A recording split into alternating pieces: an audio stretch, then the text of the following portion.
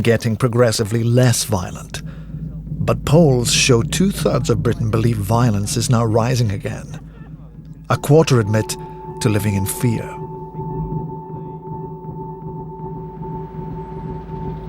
Stained with blood and memories, now deaf to the screams of its victims, the highway has seen it all. Perhaps here we can find the reasons for the crisis of violence in Britain. A mile long, the highway now slices through the London borough of Tower Hamlets, connecting the city to its shiny satellites further east. Here the rate of violent crime is double the national average. The risk of being assaulted in some way is almost 1 in 20, perhaps murdered, beaten up at home, or mugged in the street. Even the local vicar has been attacked. The area on the north side of the church is, at night, a blind alley, and there's a certain amount of, we've had a certain amount of problems with people coming in here and drinking and some drug dealing maybe. So the particular incident was I came out to challenge a group who were drinking and making a noise out there. I told them that this was a private area and then they needed to move on. Normally groups respond to that and move away, but because they'd been drinking, he went for me and attacked me and punched me in the face, and another one kicked me. St. George's Church is the oldest building along the highway. This ancient sanctuary has had a fair share of violent crime. From July 22nd, 1749, we have an account. Court records describe precisely what happened. It was 10:15 at night. Elizabeth Knott was in company with Henry Thompson beside St. George's Church. 3 men stopped them.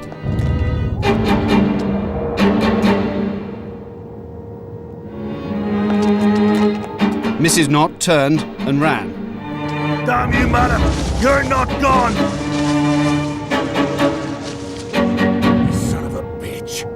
He'll be mine!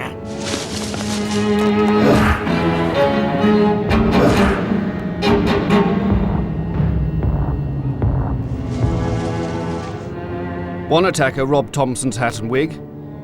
Another took some pennies from Knott's pocket.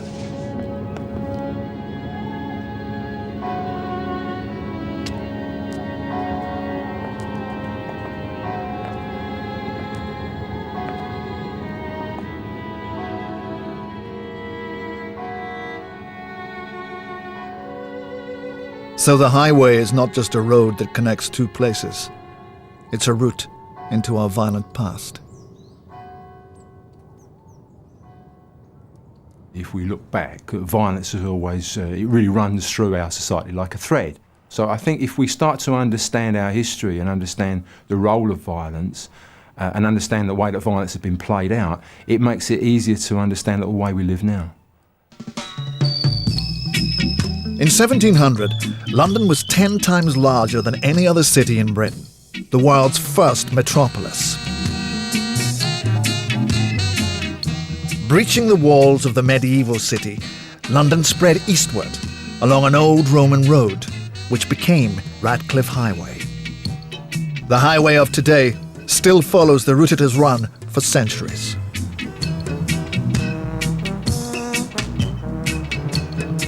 In the 18th century, it was a street of a few smart houses and a spreading chaos of wooden hovels in which the poor and rootless clung on at the edge of the city. If you go back to 1700, it's dark, there's no street lighting. You've got this very piecemeal, haphazard, squalid and difficult development. And the sort of ragged edge of the city is always a place where tramps sleep out, where it's difficult to get from the built-up area into the open countryside.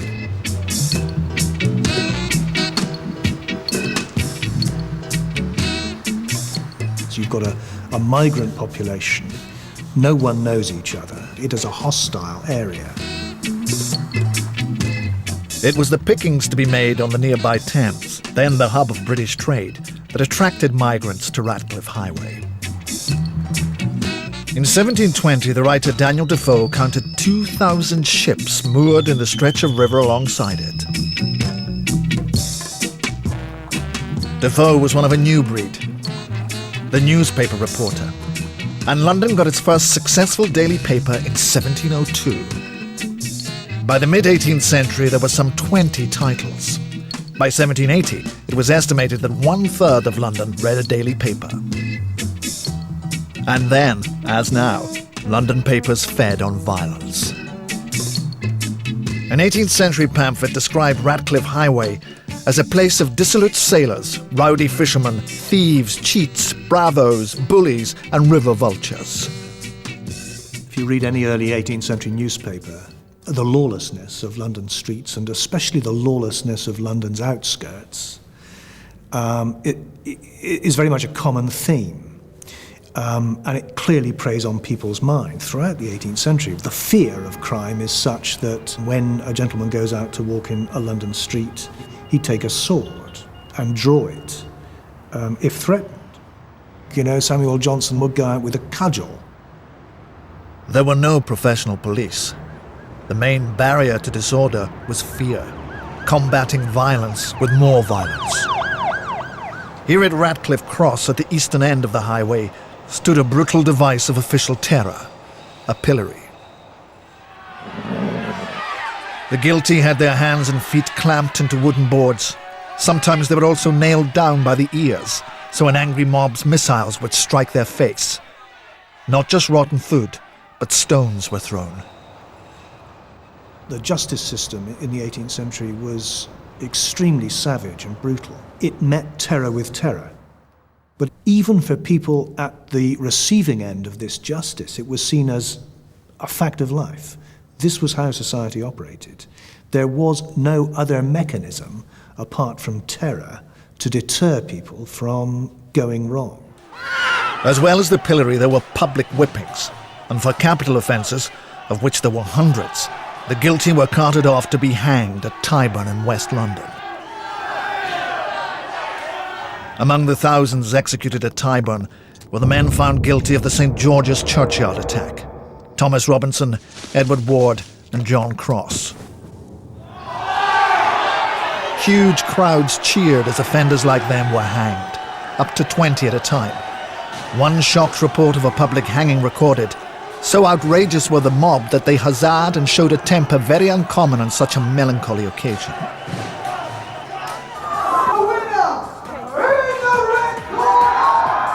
For 18th century Londoners, even entertainment was violent.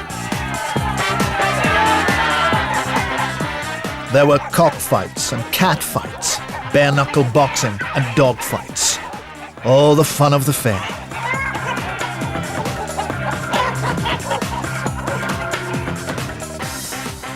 London in the 18th century was violent by our standards, but it wasn't an indiscriminate kind of violence. The codes of conduct, the social and cultural expectations about violence were different from our own, and violence in certain contexts was expected and accepted. You only had to look out of your window to see how brutal life could be. In the 18th century, this housing estate behind the highway was an enclosed courtyard called Angel Gardens, the unhappy home of Albert and Mary Lowe. One night in March 1780, Albert became suspicious that Mary was carrying on with another man. His brutal reaction was witnessed by neighbors. Transcripts of the trial record their grisly testimony. William Kingston, being sworn, deposed. I live in Angel Gardens, just across from the Lowes.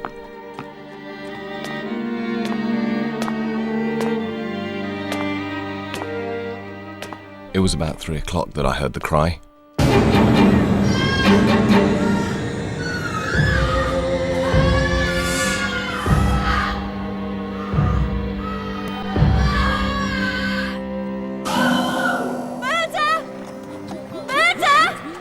Jane O'Neill, who lived next door, also testified.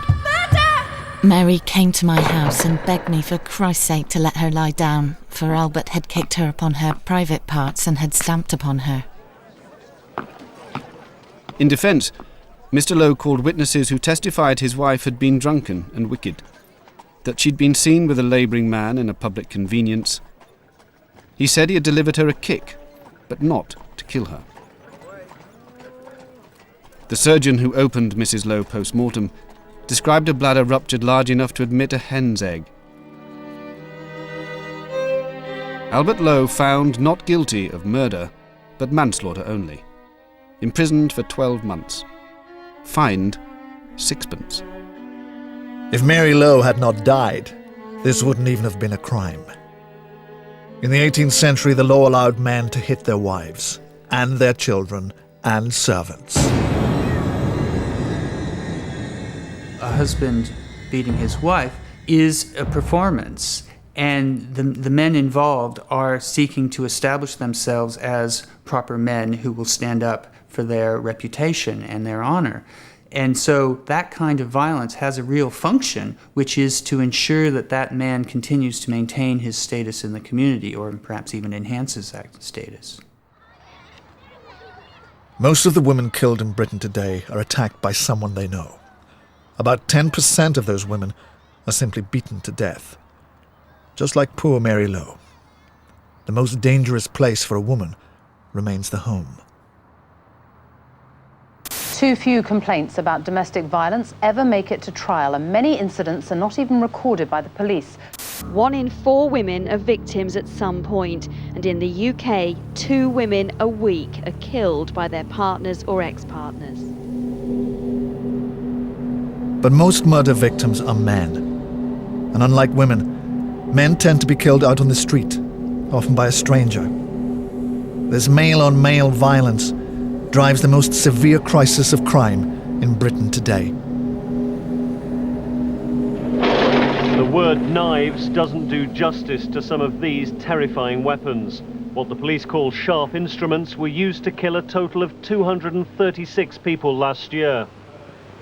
That's nearly 5 deaths every week. I've been stabbed on a few occasions around my body, and they were just at different times. Former drug addict and dealer Yasser Mohammed used to get his fix by robbing other dealers. He lost an ear in the process. Yeah, the ear basically was a samurai sword incident. There was me and a couple of others. We were given information about this drug dealer, and they had a lot of stuff and a lot of money, and basically we were given the information to go there, and this is what you're going to find. So we were loose at the time. We weren't thinking straight. And I was like a mad dog when I actually went in there. When we kicked in the door, went to the other side, there was a couple of guys there with samurai swords, and they just started charging at us. So I had to defend myself. I'd put my hands up to try and hold the sword, because I didn't really realise it was a sword at the time. And through the kind of adrenaline of it, I didn't realise what was going on. My ear was chopped and my hands were getting chopped. By the time I was just fighting, trying to just get to the other side. But then I just kind of blacked out, and I don't remember what happened after that. Next thing I knew, I was in a hospital, and got up after an operation and saw the damage that was done to me. The victim, who was a 15-year-old schoolboy, he collapsed onto the floor. They approached him to give assistance and found that he was bleeding from a stab wound. In March 1742, at the site of this filling station, a stabbing took place as the result of a misunderstanding. Court records describe how Henry Oliver insulted a local woman in the worst possible way, unaware he was talking to her husband, John Burnham. John Burnham was indicted for that he, not having God before his eyes on Henry Oliver, did feloniously make an assault. Burnham was of unsettled temper and had lost every rag of his clothes but what was on his back. This affair began when John Burnham saw his wife in the custody of some sailors. They claimed she had picked the pocket of their captain. Burnham attempted a rescue.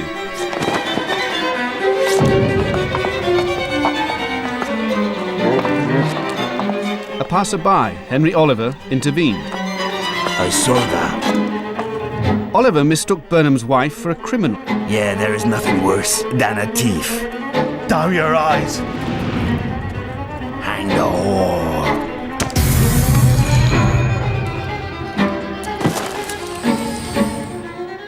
The wound in Henry Oliver's eye was an inch wide and 4 deep.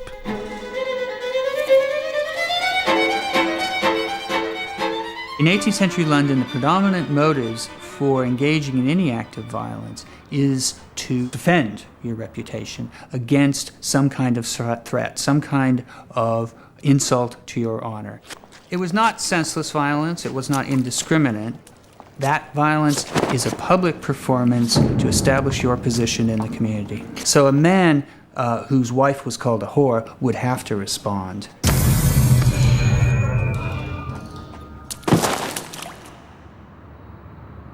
John Burnham was found guilty of murder.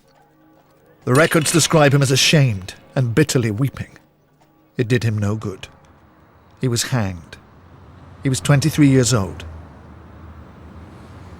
There is no record of what became of his wife.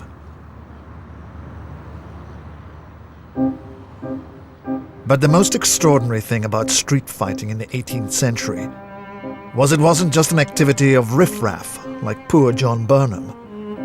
All classes did it. In fact, upper-class men were even more violent.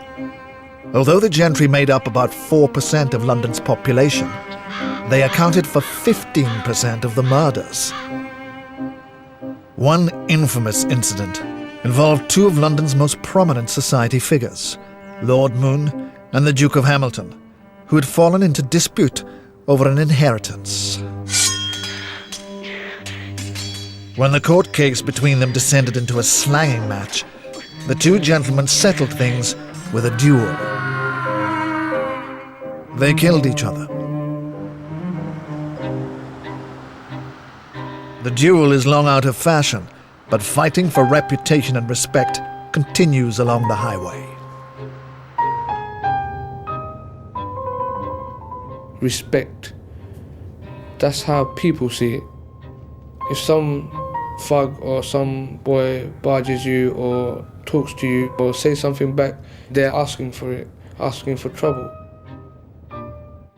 In the old days, I would look back, not say a word, smack in the face. Former drug dealer Kayes Hussein established his reputation with violence when he was still a child. Someone barged me, who is he to barge me? That's how I used to think then. I used to think I am bigger than that, bigger than, I used to think, oh, how can he barge me and walk away? How can he say something and walk away? In their world, they would gain more respect because this person has done this to me. This person has barged me. So in their eyes, they would, talk about it. Oh, I've just barged him, he ain't nothing. He isn't nothing.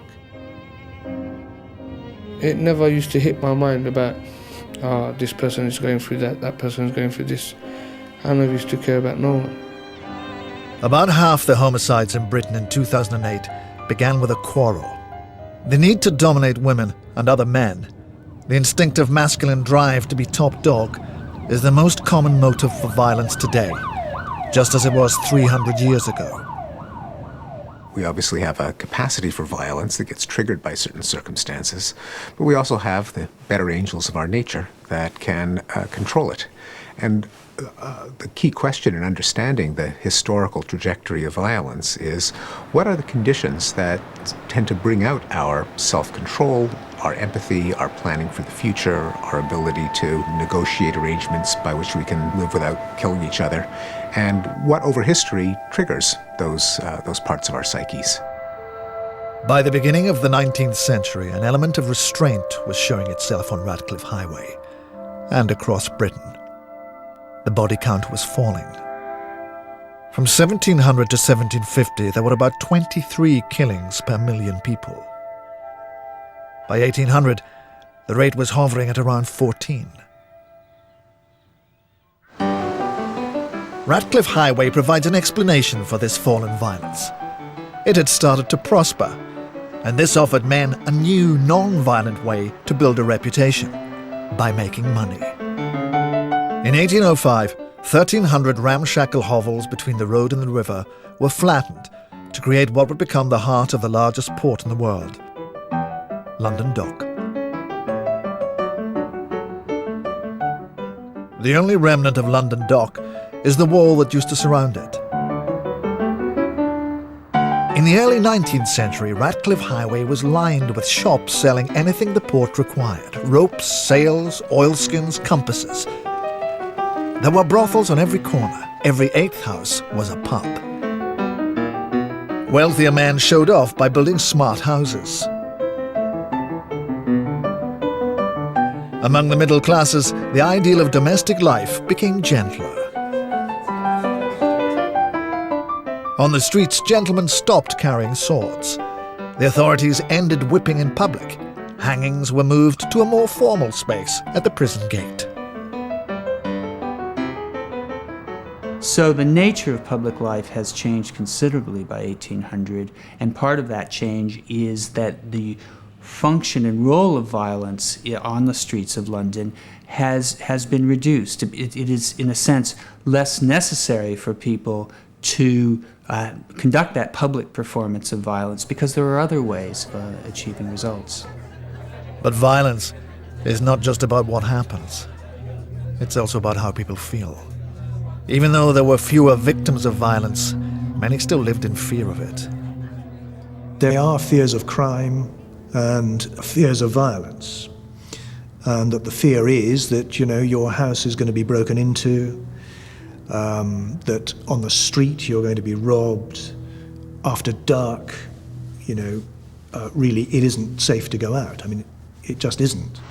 And so you're constantly, I think, on that sort of tenterhooks. At the dawn of the 19th century, Britain was less violent than ever before. This newfound peace was about to be shattered by a terrifying killing spree. It was, said one connoisseur of crime, the worst murder in the annals of Christendom. This was the Ratcliffe Highway Murders. The horror began on the site of this car dealership forecourt. In 1811, here stood a new development of houses occupied by small businesses. Among them, a linen draper's owned by Timothy Marr. He lived above the shop with his wife Celia, their baby son, and 2 servants. He was a very young man, Timothy Marr, to have a business of his own. He was only 24. It looked a prosperous little concern. And he was probably full of optimism. He'd got a son now and possibly thought this is the first of many shops. In the meantime, life seemed to be settled for him. The Marrs were polite, solid, law-abiding shopkeepers, respected members of the non-violent merchant class.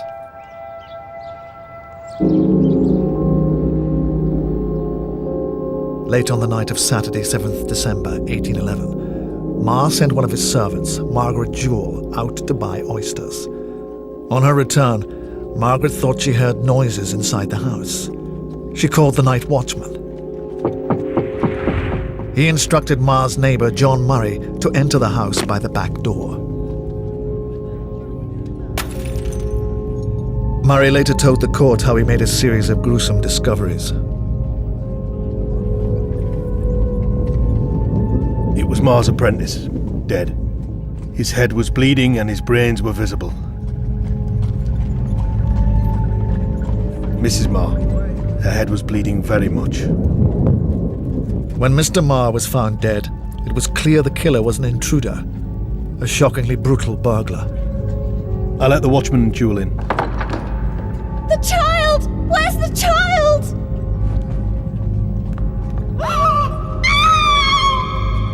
Margaret found the 3-month-old baby in the basement. He had severe facial gashes. The side of his mouth was torn open. His throat was cut so deep, his head was almost severed from his body. From the very beginning, the Englishman had thought of his house as his castle, and you should feel safe there. And to break in and murder a respectable young husband his young wife, and a few months old baby. I mean, that struck at people's deepest beliefs in goodness and kindness and in love. By this time, the start-up newspapers of the 18th century were turning into the mass circulation press. The murder of the Marrs was one of the first crimes to become a popular sensation. Mass murder is something which newspapers particularly relish, even though they pretend, of course, not to. And I think the individual who's psychologically damaged and carries out the most extraordinary murder, usually of a family or families, usually involving children or women, it adds a kind of salacious edge to it. That's great for newspapers. The newspapers know grisly stories excite their readers. They also spread fear. The body was found here in the grounds of the Manchester Royal Infirmary shortly after 8 o'clock this morning by two gardeners who'd left their vans in the grounds of the hospital overnight. And immediately the police saw a link with the Ripper killings. Serial murder may be about the rarest form of violence, but it is one of the most terrifying. Vera Millwood died of blows to the head and stab wounds in the stomach. Here, police investigating the discovery of 9 bodies at a house in Gloucester have found what they believe are more human remains in a field near the village of Muchmarkle. Here they've excavated more than 150 tons of soil as part of a meticulous fingertip search which today bore its first grim results. In 1811, while sanctimoniously appalled at the horror, the press revelled in every gory detail of the killings of the Marrs. The template for crime reporting was really laid down at that time and is very similar to the form in which we read about crime now. And if anything, the 19th century was much more explicit. They would say exactly how the head was severed from the body and which the organs that were exposed and so on, in ways that we would find very repulsive and tasteless.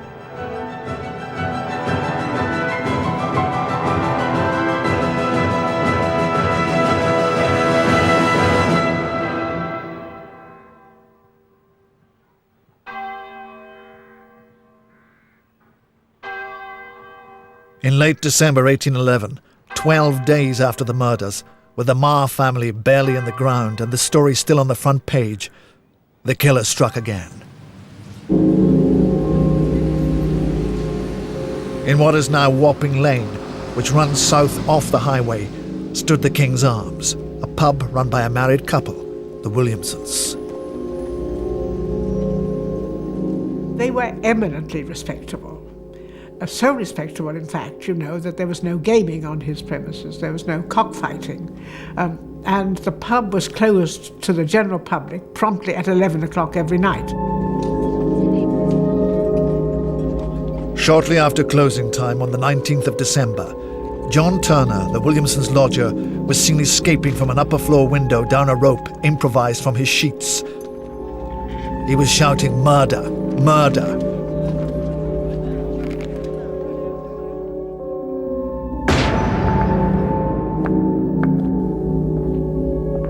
Among the first inside the front door was George Fawkes, who lived opposite. He later testified. One of the bodies was Mrs. Williamson, quite dead. The other body was Bridget Harrington, the Williamson servant, with her throat cut and the blood flowing from it.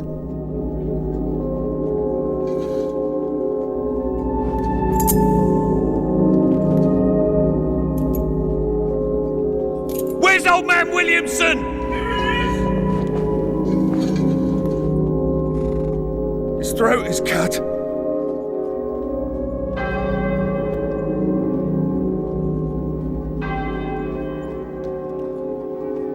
The press had its first serial killing. The reading public was enthralled and appalled. And though the statistics showed Britain was less violent than ever, the grim headlines stoked a new kind of anxiety. Poet laureate Robert Southey declared, the national character is disgraced. If something really horrific happens, it leads people almost to be ashamed of their own country. And we get it today with our more atrocious crimes. What is wrong with our society? What is wrong with us that such a thing could happen?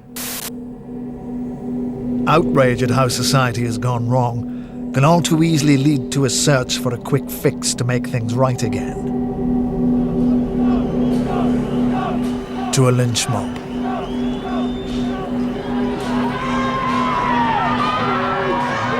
Amid screams of abuse and flying missiles, one man ran towards the two vans and was tackled by police. Newspapers and the way they cover crime, especially when it's a really, really big crime, like the Yorkshire Ripper and Dennis Nielsen and so on, actually in a way encourage the idea that what you want, you can't rehabilitate these people, is revenge. In 1811, the outrage was amplified by stark terror.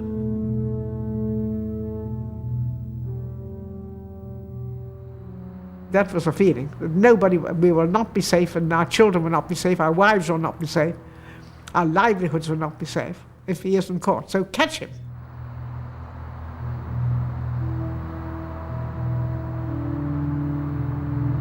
As fear turned to panic, it sparked a desperate hunt to find the culprit, whether the evidence was there or not.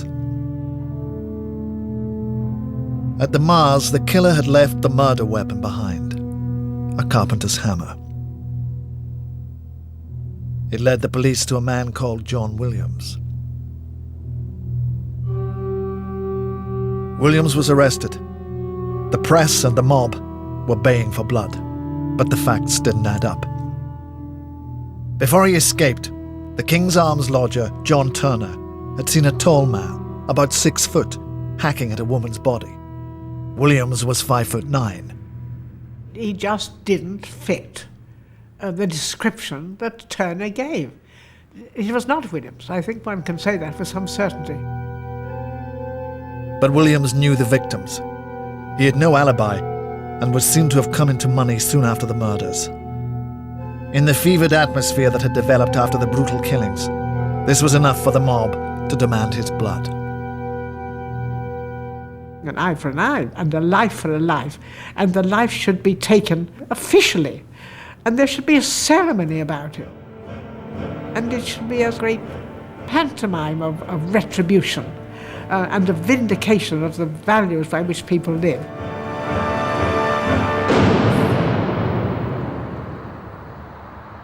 But the morning he was due to stand trial, Williams was found hanging from a roof beam in his cell. This portrait shows the prison sheets twisted round his neck. The mob's craving for vengeance would have to be satisfied without a public execution. Instead, the authorities arranged to dispose of the corpse with a grim ceremony. Although rarely used by 1811, John Williams received the traditional burial for suicides. He was put into an unmarked grave at a crossroads.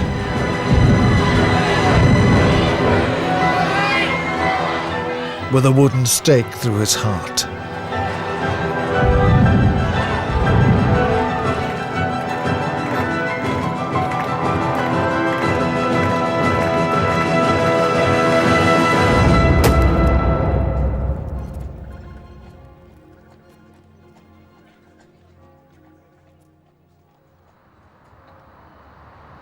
The crossroads where Williams was buried is now a busy junction just north of the highway. Whether the killer was the man whose bones lie here, or whether it was a visiting sailor, remains a mystery. The murders did stop, but in the clumsy hunt to find the culprit, it had become clear that something was sorely missing. A proper police force. In 1811, order was maintained by an uncoordinated patchwork of constables and night watchmen. Ratcliffe Highway also had river police, but they were mainly there to keep the docks locked tight. Newspapers, I think, almost irresponsibly play on the fears of individuals when they report gory cases of violence in great detail. In the case of the Ratcliffe murders, that's what happened. And the fact that that's in the public discourse gives politicians and others an opportunity to use that story for whatever particular purposes they want. And I think an event like the Ratcliffe murders certainly generated useful material for those who wanted a stronger police. In 1829, almost 20 years after John Williams was buried, the Metropolitan Police was finally established. Constable Elliot Kemp and Community Support Officer Mohammed Chowdhury are part of the Safer Neighbourhood Unit, whose beat is the highway. I think without the police, we'd probably descend into anarchy. The criminal classes would have a field day and just run riot. It's only really the threat of the police getting involved and arresting you that seems to keep a lid on a lot of this stuff. The smell of cannabis. One of our local residents, gives us a call. They want some information or advice or help. We go there as soon as we can. We help them out in whatever way we can. They thank us for it. They appreciate our presence. They like the idea that we are here, working, with them, for them, making sure they're safe. And they appreciate it. So I think for a fact that police do make a difference. The creation of a professional police force had a profound effect. It meant that the great majority of people who wanted to live their lives peacefully no longer needed to take the law into their own hands. If I can call in the police to settle my scores, then I don't have to maintain a constant stance of hair trigger for retaliation and a necessity to defend my interests. So the presence of some sort of democratic rule of law allows us to ramp down our necessity to spring to retaliation.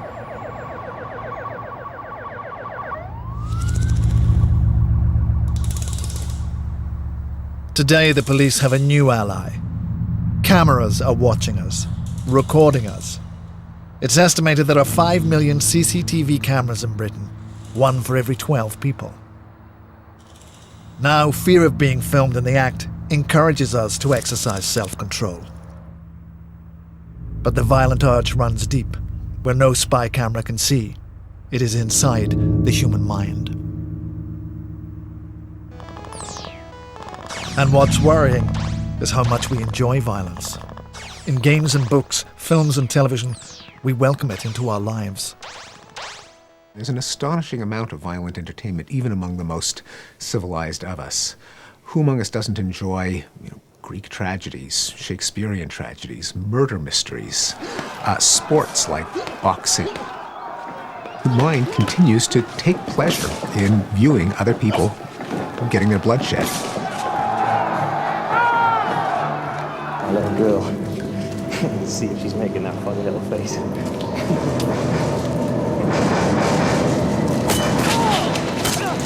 So there may be this circuit in us that gets pleasure out of dominating the other guy violently, if necessary, that still exists in us as a primitive thrill.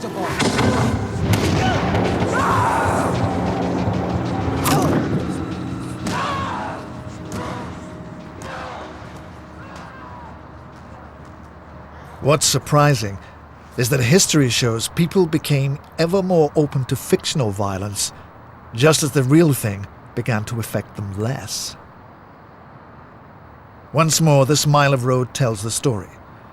In the second half of the 19th century, it was transformed by the railways, which made it possible for the middle classes to move out to the tranquil suburbs. But as their real lives became more peaceful, middle-class imaginations were excited by a new type of mass entertainment.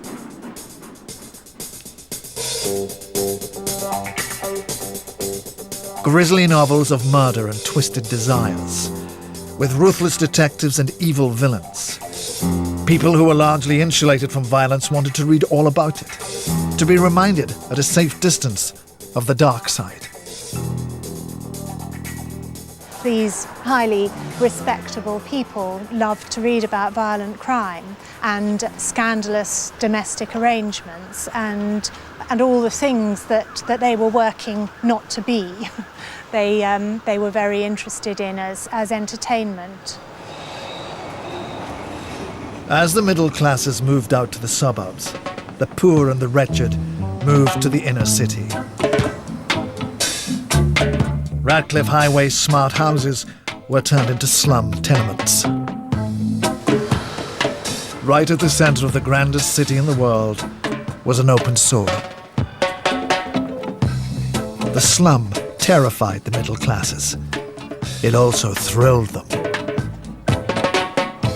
The highway, it sort of epitomised the mobility of the underclass, the urban underclass in the Victorian age. And as such, it was a very frightening and very exciting place that people were eager to know about and frightened of at the same time. In the mid-19th century, on the site of this car park was an opium den, the equivalent of a crack house. Charles Dickens came here to report on the human suffering of the slums. He described the brutal eyes, the matted hair, the infected, vermin-haunted heaps of rags. Dickens' agenda when going to the Ratcliffe Highway and the other slums of London was double-edged. It was a philanthropic impulse to discover and report on the lives of the very poor. But in his journalism there is a kind of excitement, the sense of slumming it and being down and a little bit dangerous and rubbing shoulders with a risque world. Another intrepid journalist, Thomas Archer, came to where this housing estate is now. He was in search of the seedy side of life. In 1865, this was the site of a notorious pub called Paddy's Goose. The report Archer delivered seemed like a dispatch from a foreign land. I'm among the least respectable mob of which it has ever been my lot to be a member. At Paddy's Goose, the drinking is vigorous. In fact, there's very little going on except drinking.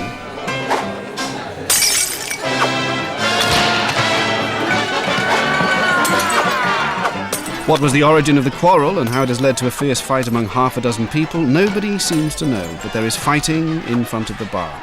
And presently, fighting behind the bar. A desperate attack.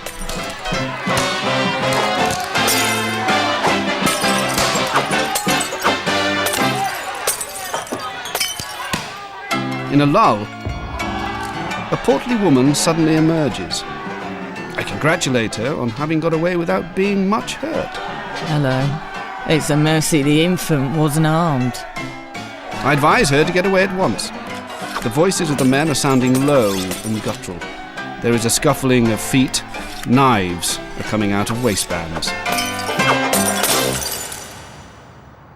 Journalists still deliver dispatches from the inner cities, and the link between violence and alcohol is still a sensational story. The place has a lawless feel. I came across these children trying to set light to a tree and throwing burning rags onto a busy road. For the men of Blue Watch, it's the same story night after night. We joined them on a routine call. In 2008, almost half the victims of violent assaults later claimed their attackers were under the influence of alcohol. 2 drinking, 1 sniffing glue.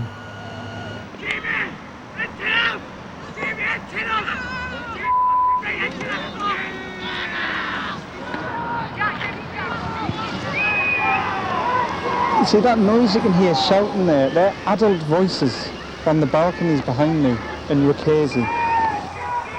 Encouraging them on, it's like some sort of weird sport. So we're being chased back to the car and we're going to have to leave now. We're really going to have to leave now. Towards the end of the 19th century, campaigning journalists turned the lawlessness and drunkenness within the slums into a national disgrace and a burning question for social reformers. Slum priests built mission chapels in the most godless streets around Ratcliffe Highway.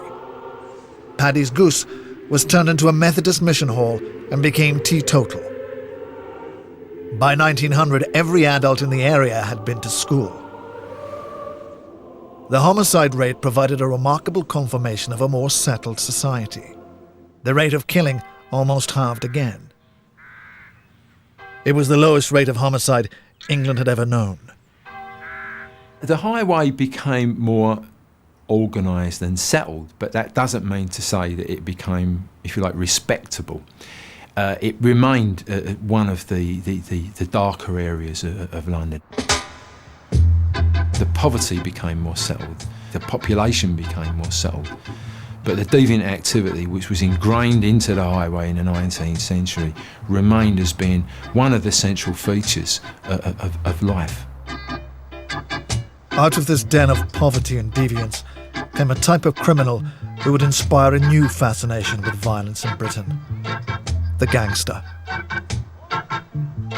Arthur Harding was the leader of one of the earliest East End gangs. Harding was born into poverty. The typical four-roomed slum house of the early 20th century East End might be home to 4 families. Harding's family of 6 lived in one room. There was nowhere to hide for the lad Harding or his mother. He later described how I often saw the results of a row on my mother's face. At 30, her hair was grey, and she looked old and worn and sad. For Harding, his violent and drunken father was both a burden and the only male role model he had. Aged 9, Harding started sleeping rough. At 14, he was, he said, a street Arab. He led a gang of local toughs who scrapped with rival gangs over territory. One of the few ways these people have got control over their lives is via violence. They have no control over the economy, they have no control over housing, they have very little control over their lives. But when you use violence, you can control another person or control the situation. Just before Christmas 1911, one of Harding's followers was attacked by a member of a rival's gang. For Harding, this was disrespectful, and there was only one way to respond. He decided to pay a visit to his rival, another gang leader called Ike Bogart. It was a confrontation that was bound to end in bloodshed. Harding later recalled, "Well, I go in the pub and Ike Bogart's in there, all right? He says to me, 'What are you having, Arthur?' Ike wasn't American. He just spoke like one. And he dressed like a cowboy. Wore a girl's blouse. Ike wasn't a bad fellow at heart. I didn't regard him as an enemy. But there was no choice, see? It was a quarrel. I made a terrible mess of Ike's face. It was like the map of England afterwards." Harding was arrested for his attack on Bogart. He got 5 years. He also became the first celebrity gangster, the first terror of the streets. Last week in West London, Kojo Yenga was cornered by a gang of teenagers, then knifed to death. And on Saturday night in Greater Manchester, 3 young men were killed in 3 separate stabbings. According to the Metropolitan Police, there are today 169 gangs in London, with in total about 2,000 members, in a city of 6 million people. Newspapers are always thinking that the next generation down are the bearers of extremely bad behaviour they never took part in. And so they are consistently looking for youth cults which are in some way going to bring society down, end society as we know it. So we went through in the 60s the mods and rockers, before that the Teddy Boys.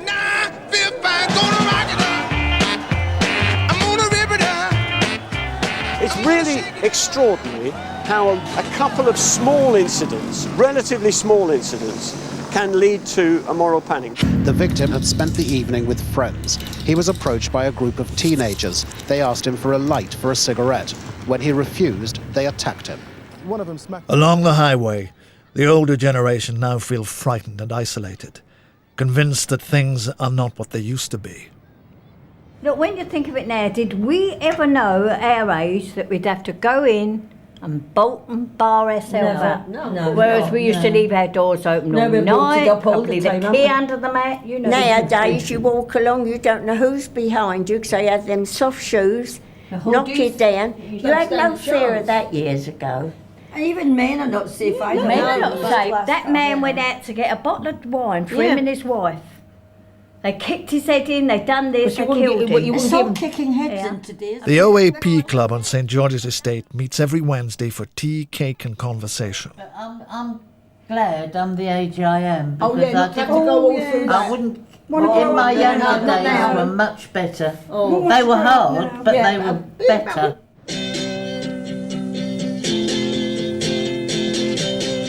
The OAPs have got good reason to be concerned. They are no longer part of a settled community. In 1968, London Dock was closed. Without dock work to support them, the people who had been living off the river for centuries moved away. And the stability of the early 20th century was lost. The dislocation that occurred around the highway was found all over Britain in the late 20th century.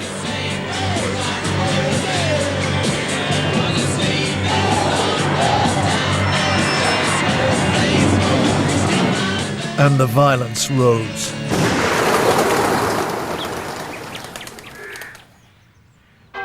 In the second half of the 20th century, the homicide rate increased to almost double the pre-war level. The rise has leveled off in the last 15 years. Most violent crime statistics, including gun crime and assaults, are now falling.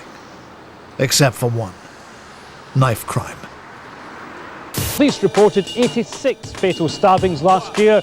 More than a quarter of all homicide victims were stabbed. Showing a significant increase in the number of people killed by knives. A man has been stabbed to death in front of his 3-year-old daughter. The technology of weapons has advanced a long way in 300 years. But on the street, the weapon of choice remains the same as it was for John Burnham. I'll stab you in your eye, yo! The knife is the most savage and frightening totem of a violent society. With it comes fear. In the 18th century, people were frightened to walk the streets at night. Because of how our fears are seized on, we're even more scared today.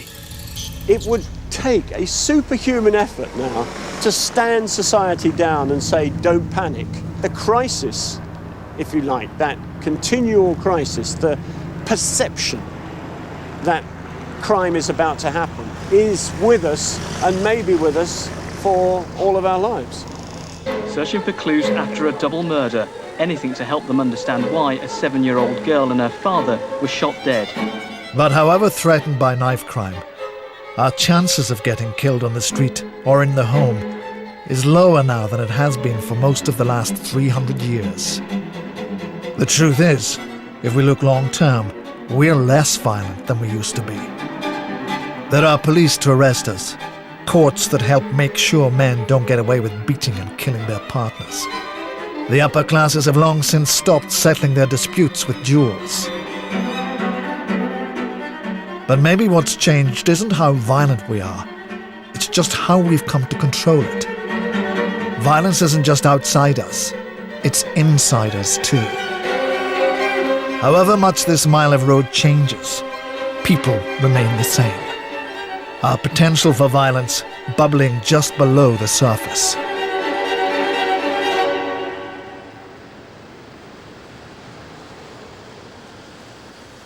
There is still violent death on the highway. In July 2008, 36-year-old professional carer Curtis Smith died after receiving gunshot wounds to the head and neck. It was the evening before his first wedding anniversary.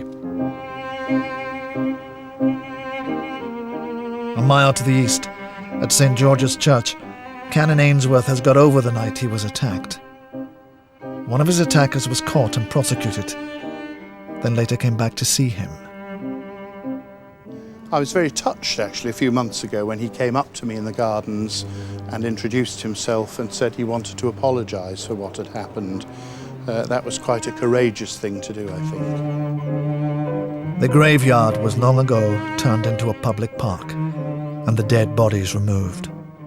But the Mars, Timothy, Celia and their baby, victims of the Ratcliffe Highway Murders, were once buried here, lying beside so many others from the last 300 years of the highway.